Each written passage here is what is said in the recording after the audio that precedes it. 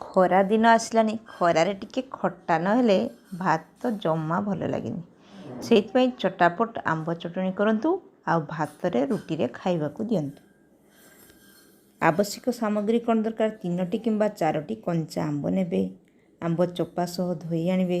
ତାପରେ ପନିକିରେ ଭଲ ଭାବରେ ଚୋପା ଛଡ଼ାଇ ଦେବେ ଏବଂ ଛୋଟ ଛୋଟ କରି କାଟିଦେବ। ତାପରେ କଟା ହୋଇଥିବା ଆମ୍ବ, ପରିମାଣ ଅନୁସାରେ ଲୁଣ, କଞ୍ଚା ଲଙ୍କା, ଯେତିକି ରାଗ ଖାଇବେ ସେହି ଅନୁସାରେ କଞ୍ଚା ଲଙ୍କା ଦେବେ ଆଉ ଅଳ୍ପ ଗୋଟା ଜିରା ସବୁ ମିଶାଇ ଗ୍ରାଇଣ୍ଡିଙ୍ଗ କରିଦେବେ।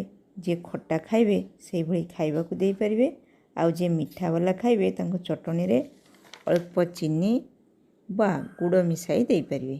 ଏହି ଚଟଣି ଭିଟାମିନ୍ ସିରେ ଭରପୁର ଓ ଅଳ୍ପ ସମୟରେ ହେବ।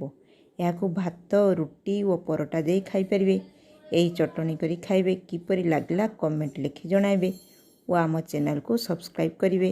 ଏହିପରି ନୂଆ ନୂଆ ଭିଡ଼ିଓ ସହ ପୁଣି ମୁଁ ଆସିବି। Thank you.